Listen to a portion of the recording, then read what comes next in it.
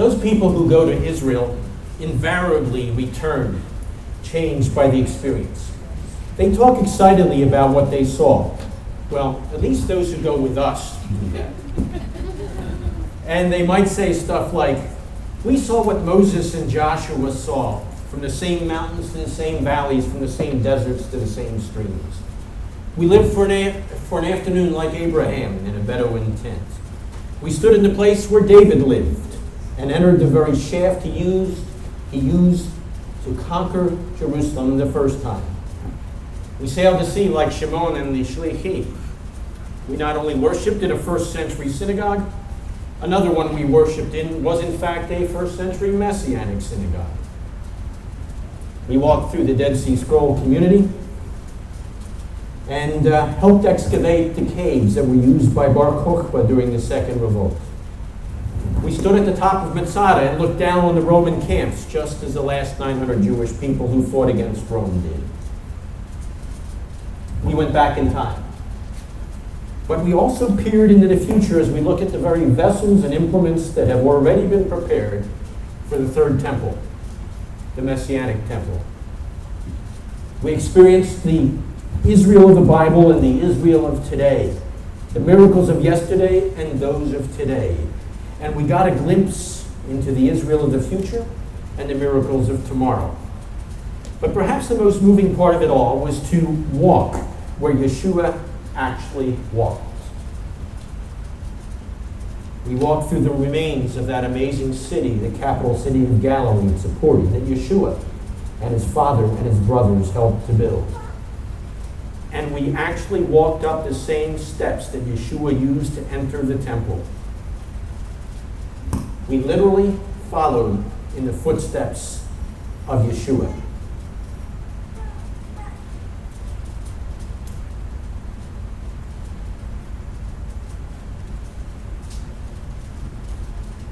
We examined the archaeological evidence that was left behind as historical records in the sand as we moved throughout the land. We visited the sites where these and other events actually took place. We saw the pools at Bethesda where Yeshua healed the lame man. We saw the mikvaot, often understood as baptismals, but perhaps in a different cultural way, at the southern wall excavations. We went to the empty grave site, and we saw an empty grave. So what lessons can all of us learn from this experience, whether actual or vicarious, as you look at the many pictures that Janice shot, or the others as well?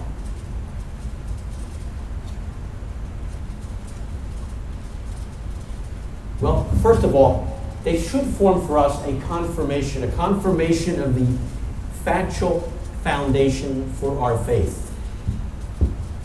You see, the accounts of the Bible are not just stories and events, but they are actual, accurate historical records. Accurate records of actual historical events. The Bible is a historically precise book, in other words, and our message is carefully connected to reality. As the head archaeologist at the dig where we dug, that sort of sounds Hebraic, but that's exactly what it is.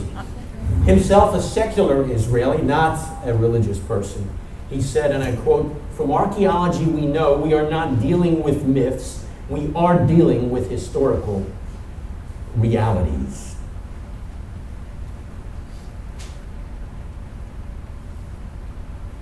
In other words, Moses really parted the Red Sea. God actually gave us the Torah at Mount Sinai. Yeshua died and rose from the dead, historically, not mystically or mythically, but also as we actually walked in the steps of Yeshua in Israel. So all of us need to follow in his footsteps daily, in another sense. And that is ultimately why we are here. Here as a community, here as a family, here as a synagogue. And Yeshua tells us as much as he calls us to follow him And so he issues the invitation. Follow me. And this, my friends, is a journey that's clearly relevant to life today. And if we follow him, if you look at the text from the Bessorot, Luke chapter 9 indicates, if we follow him, we will find a cause to be committed to. And so Yeshua at the beginning issues this challenge, and if you read it in its context, you will say, in a sense, he's saying, come follow me, if you dare. So I ask you, need a challenge?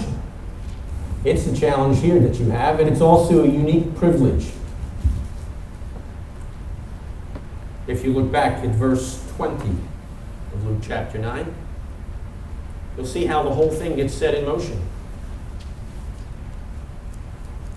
Who do you think I am? The Messiah. The living representative of God on earth.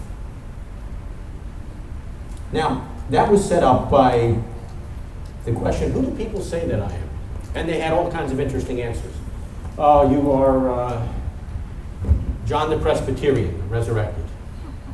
Well, he was no more a Baptist than he was a Presbyterian. He was a Jewish priest. Oh, you're Elijah, you're Moses, you're the prophet to come. And then he asked the question, who do you say that I am? But you know, that's not a whole lot different than our age. People have all kinds of interesting answers to that question. Oh, a sage, a rabbi, a teacher, a great preacher, a philosopher. Did I catch most of them? Yeah, something like that. There's just one problem, and that's the one that Yeshua pushed at. It says, C.S. Lewis noted for us, we face not a dilemma, but a trilemma. Because we don't have the options that are mentioned here, or the options we usually use. Because having claimed to be God in human form, we have only three options, he points out. He was a liar. He was a lunatic because he thought he really was when he wasn't. Or he's the Lord of the universe. And his followers here acknowledged just what he was. Based on that, he gives us the challenge. And based on that, we need to ask ourselves, are we ready to accept the challenge? Well, if you are, he gives you a charge. It's a very interesting charge he gives us. Many of the translations read, deny yourself. Our translation does a really nice job here. Put aside your desires and your conveniences. Now, that's almost mucking around in our business more than we would care to. Put aside your desires and your conveniences. It reminded me of another text found in another one of the Gospels. It's the parable of the four soils. He says, put aside those things, the cares of this life that will choke out any sort of commitment to me. Or as he says later on in this chapter, verse 62, the very last verse.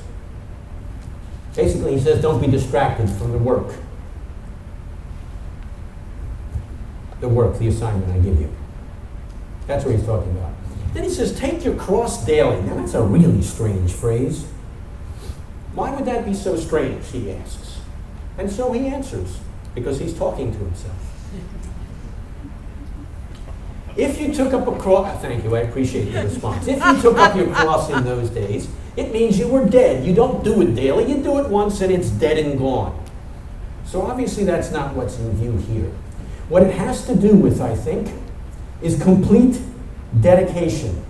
And that kind of complete dedication involves, as the image indicates, counting the cost. And he says that later on in this chapter to some people who come to him. And he says, before you decide to choose to follow me, make sure you check out what it may cost you. Chapter 9, verses 57 to 62, but that's a whole other Drash, not tonight's version. There's a cost involved, he is saying. Chapter 14, he says that might cost you even your family or parts of it. There's a cost involved. And in fact, the way this image runs, it could even involve possibly exposure to death. Now, why would that be something he would say here? Because in these people's lifetimes, did I say that time? Lifetimes. Okay, whatever. There was an interesting gentleman on the scene by the name of Pilate. You remember the name? Well, Pilate was not a good guy who innocently washed his hands.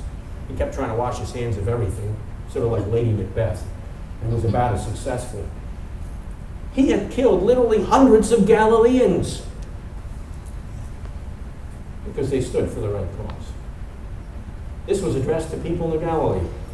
He was not alone. There was a king earlier on in Jewish history, unfortunately one of the descendants of the Maccabees, a Hasmonean by the name of Alexander Yanai. He decided it would be a good thing to crucify dozens of Pharisees. And he did.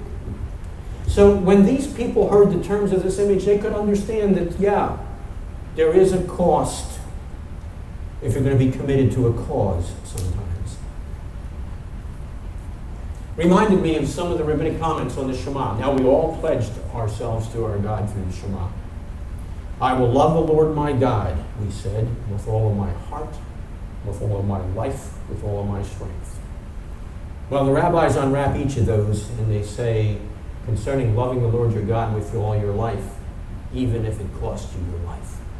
The great rabbi of the 2nd century, Akiva, as he was being burned at the stake by the Romans, said, I have learned to love the Lord my God with all my heart and with all my strength. Now I know that I love the Lord with all my life. Yeshua said in these verses, follow me.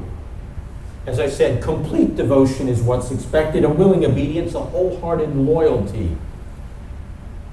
You know, as we pledged, I will love the Lord my God with all my heart, with all my life, with all my strength. And remember, the verse didn't stop there, although many who quote it stopped there. It's got 4 more verses to go. It says if you really do that, there'll be certain things you do. There'll be these instructions that will be placed, that you will place on your heart. You will also impress them on your children. In fact, they become part of your lives when you sit down, when you stand up, when you lay down, when you get up, when you go outside, when you go inside. I think I got most of the passage there. It's to be a daily, wholehearted thing. And then comes those strange verses, if the other verses weren't strange enough. Whoever loses his life, verse 24, for my sake will save it, but whoever insists on keeping his life will lose it. And what profit is there in gaining the whole world when it means forfeiting oneself? Nice translation. What does it mean?